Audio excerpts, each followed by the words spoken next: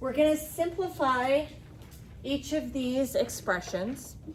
And to do that, one of the rules that we're going to use is a silly rule here that I'm calling cross the fraction bar line to change the sign of the exponent.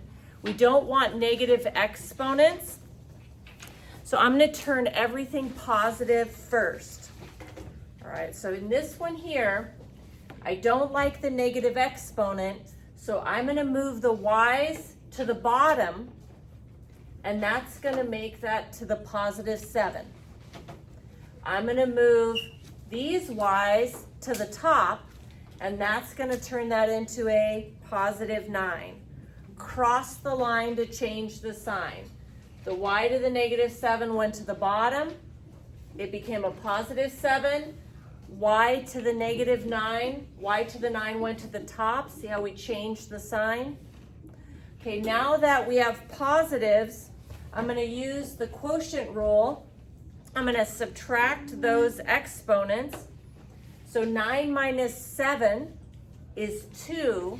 We have to decide, is y to the second power in the top or the bottom? There are more y's in the top, so the leftover is going to be in the top. So that's y to the second power. Okay, so this one here, I'm going to do the same thing. I'm going to make all my exponents positive before I do anything else. So the u to the 7th is going to stay in the bottom because it's a positive 7. But I'm going to move the u to the negative 3. I'm going to move the u's to the bottom by making that a positive 3. So notice u to the 7 is still down here.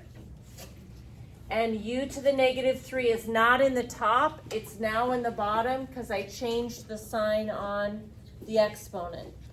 Now that all the u's are in the bottom, we're going to use our exponent rule, like bases add exponents. So since these are like bases, I'm going to take 3 plus 7, and I end up with 1 over u to the 11th. Okay, here we go again, this one. I'm going to make all of my exponents positive by crossing the line to change the sign. So I'm going to cross the fraction bar line with this v to the negative 1, and when I move it across the fraction bar line, the exponent is going to become positive. So this v that's sitting here is v to the first. This one moved across the fraction bar line and is also now v to the positive 1. Finish simplifying. When you have like bases, you add exponents. So 1 plus 1 is 2, and I have 1 over v squared. Okay, last example of this type. I'm going to turn all of my exponents to positive numbers by crossing the line to change the sign. So moving these x's to the top, it'll make it x to the positive 2. Move these x's to the bottom, and that will change that to x to the positive 5.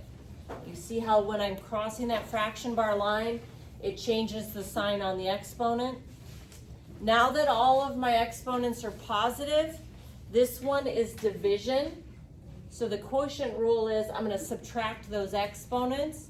So 5 minus 2 is 3. The question is, should the x to the third power be in the top or the bottom?